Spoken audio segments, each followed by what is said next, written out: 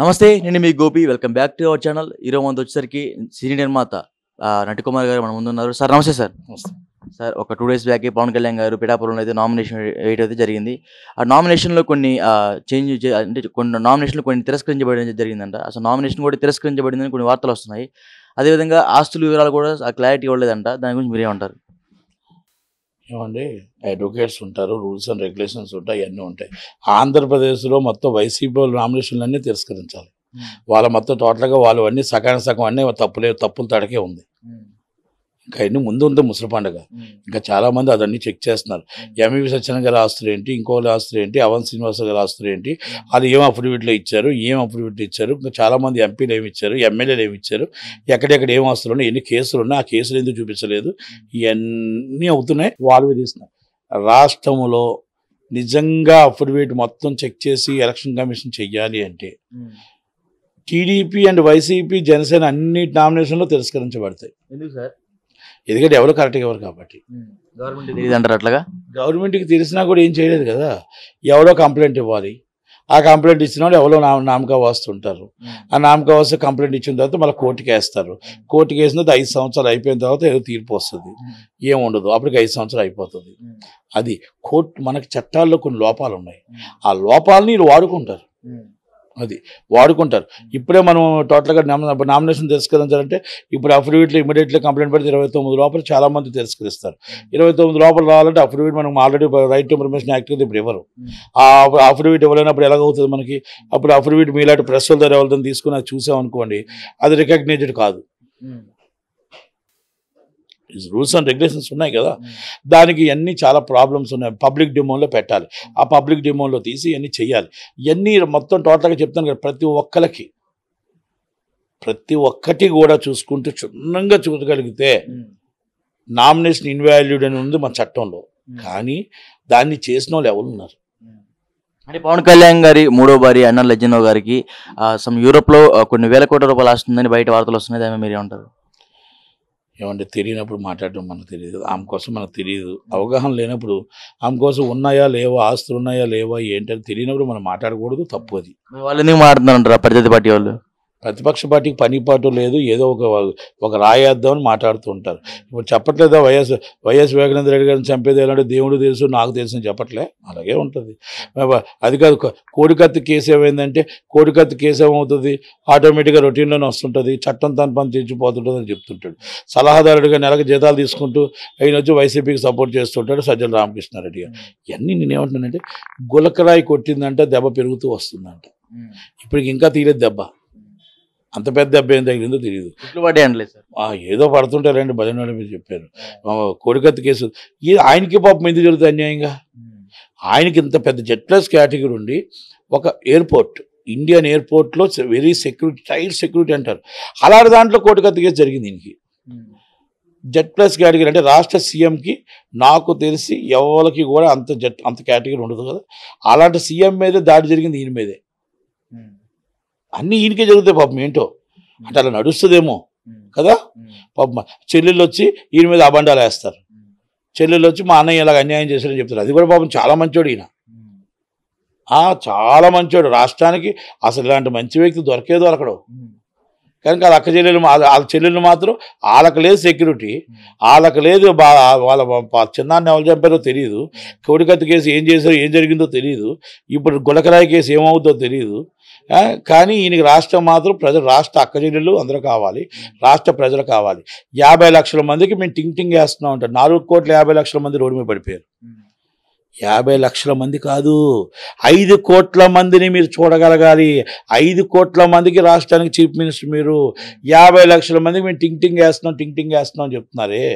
50 లక్షల మందికి 65 లక్షల మందికి మీరు టింగ్ వేస్తే 5 కోట్ల మంది జనాలు, మిడిల్ క్లాస్ ఫ్యామిలీస్ ఏమవుతారు? 1200 సిలిండర్ ఎక్కడ కొనగలుగుతారు? 110 రూపాయలు డీజిల్, పెట్రోల్ ఎక్కడ కొనగలుగుతారు? డీజిల్ ఎక్కడ కొనగలుగుతారు? 80 రూపాయలు బియ్యం ఎలా కొనగలుగుతారు? పప్పు ఎలా కొనగలుగుతారు? దినుసులు ఎలా కొనగలుగుతారు? ఇవన్నీ ఉద్యోగాలు లేక, ఉద్యోగ వృత్తి లేక, ఏమీ లేక నిరుద్యోగ బతుకులతో ఎలా బతకగలుగుతారు? మాకు పరిశ్రమలు ఏమయ్యాయి? మా స్టూడియోలు ఏమయ్యాయి? మాకు ఉద్యోగాలు ఏమయ్యాయి? ఏం చేయగలిగారు? పోసాన మురళీకృష్ణ ఏమంటారంటే పవన్ కళ్యాణ్ గారికి 4వ వైఫ్ కూడా ఉంది, పంజాబ్లో ఉంది. అమ్మాయికి కడుపు కడుపు కూడా వచ్చింది, తీసేపించే ప్రయత్నాల్లో ఉన్నారని పోసాని కృష్ణమురళి గారు మొన్న బహిరంగంగా మాట్లాడారు. దానికి మీరు ఏమంటారు? సాక్ష్యం ఉంటే నిరూపించమాను, సాక్ష్యం లేకపోతే చెప్పులతో దెబ్బలు తిట్టడని చెప్తున్నాను నేను. సాక్ష్యం ఉంటే తీసుకొచ్చి పలానా వాళ్ళు నిరూపించు, లేదంటే ఈ కాలు ఈ చెప్పు ఆ చెప్పులతో ఫ్యాన్స్ చెప్పులతో కొడతారు. అది మాత్రం చెప్తున్నా. దమ్ముంటే నిరూపించు, ఆమెను తీసుకురా, ఎక్కడ కడుపు తీశారు, ఎక్కడ తీశారు, ఏ అమ్మాయి, ఏ ఇంటి పేరు, ఏ గోత్రం, ఎక్కడి నుంచి తీసుకొచ్చారు, పవన్ కళ్యాణ్కి ఎలా పరిచయం అయిందో చెప్పమాను. దమ్ము లేకపోతే మగాడు కాకపోతే కొజ్జావాడు అయితే ఇలాంటి అబద్ధాలు మాత్రం వేయకు. నిఘా వర్గాలు ఏంటండి, వాడి కోసం మాట్లాడడం వేస్ట్. అంటే నేను ఎందుకు అడిగి అంటున్నానంటే ఆయన మాట్లాడిన మాటలు వాళ్ళ అమ్మగారిని కూడా అలాగే మాట్లాడాడు కాబట్టి నేను మాట్లాడాల్సి వస్తుంది. లేదంటే ఇంకోటి మాత్రం చెప్తున్నా, బయట ఎవరో ఏం చేస్తారో ఏమో తెలియదు కానీ నేనైతే మాత్రం కుక్కని బాధని బాధేస్తా. ఇలాంటి విషయాలు ఆడపిల్లల మీద కానీ ఎలాంటి నిందలేస్తూ మాత్రం కొట్టుడు కొడతాను. నువ్వు గన్మ్యాన్లు పెట్టుకుని ఎన్ని రోజులు ఉండగలుగుతావు నాకు తెలియదు. మరి బహిరంగ మాట్లాడేస్తున్నారు. తప్పులు మాట్లాడితే మాత్రం చెప్పులతో కుక్కని బాధని బాగుతాను. అదేదో చెప్తున్నా. ఫ్యాన్స్ దాకా అవసరం లేదు.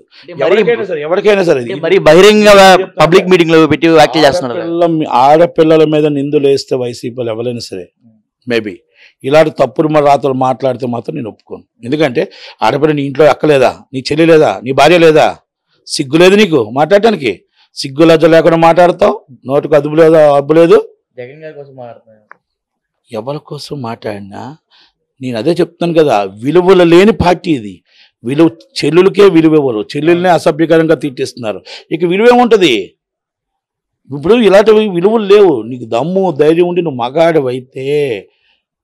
మగాడివైతే నువ్వు తీసుకొచ్చి నిరూపించి ఇప్పుడు ఎలక్షన్లో కూర్చోబెట్టి ఆమెతో అనౌన్స్ చేయించు,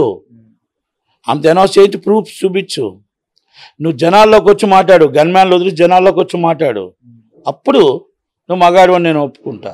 నేను మాట్లాడుతున్నా, నాకు గన్మ్యాన్ లేడు, నాకు జనాలు లేరు, నేను ఒక్కనే మాట్లాడతా. అది అంతే తప్ప ఈ తప్పుడు సమాచారం, తప్పుడు మాటలు ఆడపిల్లల మీద నిందలు వేయకు. తెలిస్తే డైరెక్ట్గా తీసుకొచ్చి నించోబెట్టు, ఇదిగో ఇదేని చెప్పు. తప్పుడు మాటలు మాట్లాడద్దు. మన చిరంజీవి గారి కోసం కూడా ఏదో మాట్లాడారంట. ఎందుక ఆయన కోసం నీకేం తెలుసు? నీ బతికేంటో అందరికీ తెలుసు. కనుక నేను ఎందుకంటే ఈసారి ఎప్పుడు ఆయన నాకు ఫ్రెండ్, నేను ఎప్పుడు అనలేదు. కానీ ఈసారి మాత్రం ఆడపిల్లలు చెప్తే మాత్రం, ఎందుకంటే వాళ్ళ అమ్మగారి మీద కూడా మాట్లాడారు. తప్పది, చూసారా మీరు? తను తప్పు. అందుకే నేను చెప్పాను, నేను తను. ఇప్పుడు ఇంకోటి చెప్తున్నాను కదా, తనులు తింటారు, గ్యారంటీ తింటారు తనులు. పార్టీలు ఈరోజు వస్తే పోతాయి, శాశ్వతంగా మనం ఉంటాం. మన కుటుంబాలు ఉంటాయి, మన అక్కలు ఉంటారు, మన అమ్మలు ఉంటారు, మన చెల్లెళ్ళు ఉంటారు, మన భార్య ఉంటుంది. నీ భార్య నీకు చెప్పకపోవచ్చు, నీ భార్య నీకు భయపడవచ్చు, కానీ ఆడపిల్లల మీద నిందేయకు. పవన్ కళ్యాణ్ గారు నువ్వు చూసావా కళతో? ఇంకా అంతకన్నా నేను ఎక్కువ మాట్లాడినా నీతో వేస్ట్ గాడు, నువ్వు మాట్లాడడం కూడా వేస్ట్. నేను నిరూపిస్తే అప్పుడు, లేదనుకుంటే తను క్షమాపణ చెప్పకపోతే కంపల్సరీ ఎక్కడ నువ్వు ఈరోజు గన్మ్యాన్లు ఉంటారు, రేపు గన్మ్యాన్లు ఉంటారు, రోజుకి నీకు గన్మ్యాన్లు ఉంటారు. అది గుర్తుపెట్టుకో అంతే. అంటే సజ్జల రామకృష్ణారెడ్డి గారు ఏమంటున్నారంటే పవన్ కళ్యాణ్ గారు కాపు ఓట్లు మొత్తం గుంపుగుత్తుగా చంద్రబాబు కాళ్ళ దగ్గర పెట్టారు అంటున్నారు. దానికి మీరు ఏమంటారు? ఈయనకి ఎందుకండి? కాపులు ఓట్లు ఉన్నాయా, కమ్మ ఓట్లు ఉన్నాయా, ఏమున్నాయా? పిఠాపురంలో మొత్తం టోటల్ కాపులు ఎవరిని అభిమానిస్తే వాళ్ళకి వేస్తారు. మీ దాంట్లో లేరా కాపులు? అంబటి రాంబాబు లేడా? మీ దాంట్లో లేరా కాపులు? మీ దాంట్లో వంగగీత లేరా? పేరు నాని లేడా? ఎంతమంది అన్నారు? జోగి రమేష్ కాపు కాదు, జోగి రమేష్ బీసీ, అది కాదు. ఎంతమంది ఉన్నారు కాపులు మీ దాంట్లో? మరి లేనట్టు మాట్లాడతారు ఎందుకు? గురువారు అమర్నాథ్ లేడా? వెల్లంపల్లి సీన్ కాదు ఆయన, వెల్లంపల్లి సీన్ వైసెస్. మరి ఈయన ధర్మశ్రీ లేడా? ఎంతమంది లేరు? సత్యవతి గారు లేరా? ఎంతమంది లేరు మీ దాంట్లో కాపులు?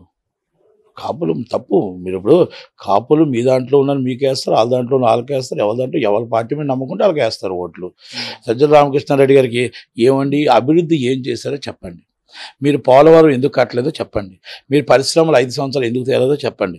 నిరుద్యోగం ఎందుకు వచ్చిందో చెప్పండి. నిరుద్యోగులకు ఎంతమందికి ఉద్యోగాలు ఇచ్చామో చెప్పండి. నిరుద్యోగ వృద్ధి ఎందుకు ఇచ్చామో, ఎంత ఇచ్చామో చెప్పండి. ఈరోజు మనం పరిశ్రమలు స్టూడియోలు ఏం కట్టామో చెప్పండి. పోర్టు ఎంత దాకా పూర్తయిందో చెప్పండి. ఎన్ని ఎంప్లాయ్మెంట్ ఇవ్వగలిగామో చెప్పండి. అది మీరు చెప్పండి. ఎన్ని లక్షల కోట్లు తెచ్చాం, ఎన్ని పరిశ్రమలు కట్టాం, ఎక్కడ చేసాం, మనం నిరుద్యోగ వృద్ధి ఎలా చేసాం, మన రోడ్లు ఎలా ఉన్నాయి, ఇవి ఎలా ఉన్నాయి, పంచాయతీలో మనం ఈ పరిస్థితులు ఏమైనా, పరిశ్రమలు ఎక్కడున్నాయి, మనం ఎందుకు అప్పురూపాలు అయ్యాం, మనం రాష్ట్రాన్ని ఎందుకు అప్పురూపాలు చేసాం, రాష్ట్రానికి రాజధాని లేని రాష్ట్రం ఎందుకు చేసాం, దాని మీద నువ్వు సమాధానం చెప్పాలి. నేను పలానా పరిశ్రమ తెచ్చానని చెప్పలేపాడు, పలానా షుగర్ ఫ్యాక్టరీ తెచ్చానని చెప్పలేపాడు, పలానా అదాని గారితో పలానా పరిశ్రమ పెట్టించానని చెప్పలేపాడు, పలానా స్టూడియో కట్టించానని చెప్పలేపాడు, పలానా ఇన్ని లక్షల ఉద్యోగాలు ఇచ్చానని చెప్పలేపాడు, మనం జిఎంఆర్తో ఇది కట్టించానని చెప్పలేపాడు, ఎయిర్పోర్ట్ కట్టించానని చెప్పలేపాడు, పోలవరం పూర్తి చేశానని చెప్పలేపాడు, ఇంకా నీళ్ళు ఇచ్చానని చెప్పలేపాడు, రైతులకు 24 గంటల కరెంట్ ఇస్తానని చెప్పలేపాడు. అవి చెప్పి ఓటు అడుగు. 5 సంవత్సరాలు నేను చేశాను టింగ్ టింగ్ టింగ్ టింగ్. 65 లక్షల మందికి టింగ్ టింగ్ టింగ్ వేస్తే 4,35 లక్షల మంది ఏమవుతున్నారు? వాళ్ళ పరిస్థితి ఏంటి? నడి రోడ్డు మీద వాళ్ళు పడిపోయి ఈరోజు ఇల్లులు అమ్ముకొని నానా బాధలు పడి నానా కష్టాలు పడి మిడిల్ క్లాస్ ఫ్యామిలీస్ మొత్తం టోటల్గా మీరు పెడుతున్న రేట్లకి వాటికి నరకయాతన పడుతున్నారు. 65 లక్షల మందికి మీరు వేసి టింగ్ టింగ్ టింగ్ టింగ్ అని అభివృద్ధి. అది అభివృద్ధి అంటారు దాన్ని. అభివృద్ధి అంటే ఉద్యోగం, అభివృద్ధి అంటే పరిశ్రమ, అభివృద్ధి అంటే మొత్తం టోటల్గా స్టూడియోలు, అభివృద్ధి అంటే మనం నీరు ఇవ్వడం, రైతులకు నీరు ఇవ్వడం, అభివృద్ధి అంటే 24 గంటల కరెంట్ ఇవ్వడం, అభివృద్ధి అంటే రాజధాని ఎక్కడో రాజధాని కట్టి చూపించడం. అభివృద్ధి అంటే ఇంగ్లీష్ మీడియంలో మన స్కూళ్ళు పెట్టడమే కాదు, వాళ్ళు చదివిన తర్వాత ఉద్యోగం ఏది? మన అమెరికన్ కాన్సులేట్ ఏది? చెన్నై వెళ్ళాలా, మన హైదరాబాద్ వెళ్ళాలా, బెంగళూరు వెళ్ళాలా? విశాఖపట్నంలో మన హైదరాబాద్ ఎందుకు, ఆంధ్రప్రదేశ్ ఎందుకు లేదు? యూరోప్ కాన్సులేట్ ఏది? దుబాయ్ కాన్సులేట్ ఏది? అంటే ఇవన్నీ నేను ఎందుకు అడుగుతున్నానంటే, మనం రాయబార కార్యాలయాలు కూడా 10 సంవత్సరాలు అవుతుంది పెట్టుకోలేకపోయాం. రాయబార కార్యాలయాలు తెప్పించుకోలేకపోయాం. ఎందుకంటే రాజధాని, హూ ఇస్ ది రాజధాని? వాళ్ళు అడుగుతుంది మీ రాజధాని ఎక్కడ? హైదరాబాద్. అదే అడుగుతున్నారు, రాజధాని ఎక్కడుంది, రాజధాని ఎక్కడుందని అడుగుతున్నారు. అది హైదరాబాద్. వాళ్ళ దాంట్లో కనపడుతుంది హైదరాబాద్ 24 దాకా, హైదరాబాద్ కనబడుతుంది వాళ్ళకి. మరి అలాంటప్పుడు మన రాజధాని లేదే, మన రాజధాని దగ్గర మన రాష్ట్రం కావాలి కదా. అవన్నీ కూడా మనం ఆలోచించుకోవాలి. మన రాష్ట్రానికి ఎందుకు రావట్లేదు డెవలపింగ్స్, ఎందుకు పరిశ్రమలు రావట్లేదు, ఎందుకు మనకి అమెరికన్ కాన్సులేట్ కానీ ఇంకోటి, మన పిల్లలు ఎక్కడికి వెళ్ళి జాబ్ చేసుకున్నారు, మన పిల్లలు ఎక్కడో బతుకుతున్నారు, మనం అందరూ ఎక్కడెక్కడో బతుకుతున్నారు, మనకి ఎందుకు రైతులు పండించలేకపోతున్నారు? తెలంగాణలో ఒకప్పుడు అది కాదు సశ్యామలంగా మనం టోటల్గా 24 గంటలు నీరు వచ్చేది. మన ఈస్ట్ గోదావరి వెస్ట్ గోదావరి పంటలో మన నెంబర్ 1 అనేవాళ్ళు. ఈరోజు తెలంగాణలో వచ్చి మన ఆంధ్రప్రదేశ్లో ఎందుకు డౌన్ అయ్యాం? మనం పోలవరం ఎందుకు కట్టలేకపోయాం? పోలవరం ఎందుకు పూర్తి చేయలేకపోయాం? ఇవన్నీ మనం ఆలోచించుకోవాలి. అంతే తప్ప మనం ఎందుకు సినిమా పరిశ్రమలో స్టూడియోలు కట్టలేకపోయాం? అది మాట్లాడండి. ఈ 5 సంవత్సరాలు మీరు ఏం చేశారో మాట్లాడండి. అది ఓటు అడగండి. టింగ్ టింగ్ కాదు. మీరు ఓటు ఎన్ని లక్షల ఉద్యోగాలు ఇచ్చారు, ఎన్ని లక్షల కోట్లు తెచ్చారు, ఎన్ని పరిశ్రమలు కట్టాము, అయితే మాట్లాడాలి తప్ప ఈ కాదు మాట్లాడేది. కనుక సూపర్ స్పెషాలిటీ హాస్పిటల్, ఇప్పటికీ సూపర్ స్పెషాలిటీ డాక్టర్ కావాలంటే ఇప్పటికి మళ్ళీ హైదరాబాదే. మీ ఎమ్మెల్యేలు అందరూ హైదరాబాద్ ఇల్లే, మీ మినిస్టర్లు అందరూ హైదరాబాద్ ఇల్లులే. ఎవరు సంపాదించుకున్నారు మీ దాంట్లో అంటే ఎంఈవి సత్యనారాయణ గారు ఆస్తులు సంపాదించుకోరు. ఎవరు సంపాదించుకోరు? బొత్స సత్యనారాయణ గారు విజయనగరం మొత్తం ఆయనకు రాసి ఇచ్చారు. ఆయన ఇప్పుడు విశాఖపట్నం కూడా సగం ఇచ్చారు వాటా. శ్రీకాకుళం జిల్లా ధర్మన్ ప్రసాదరావు గారు. ఈస్ట్ గోదావరి ఒక ఎంపీ, అక్కడ ఎంపీకి ఒక ఎమ్మెల్యేకి ఇద్దరికి ఇచ్చారు. ఈస్ట్ గోదావరి ఇద్దరికి పంచారు. అక్కడ వెస్ట్ గోదావరి ఇద్దరికి పంచారు. కృష్ణా జిల్లా ఇద్దరికి పంచారు. ఒక్కొక్కరికి ఒకరు పంచారు. చిత్తూరు జిల్లా మొత్తం రాయలసీమ అంతా, చిత్తూరు జిల్లా అంతా పెద్దిరెడ్డి గారికి పంచారు. ఒక్కొక్కరికి ఒకరు పంచేసరే ఏమున్నాయి? దాచుకోండి. ఒక్కొక్కరికి ఎంతైనా ఓటించుకోనండి. ఇది కాదు కదా పరిశ్రమ అభివృద్ధి అంటే. మిమ్మల్ని ప్రజల దగ్గర దోచుకొని ఇమ్మని అడగట్లా. మీరు ప్రజల దగ్గర మీరు మొత్తం టోటల్గా 300 రూపాయలు చీప్ క్వార్టర్ 1000 రూపాయలు తీసుకుంటున్నారు. అవన్నీ ప్రజలకి ఇబ్బంది వస్తుంది. 5 సంవత్సరాలు మద్యపాన నిషేధం అన్నారు.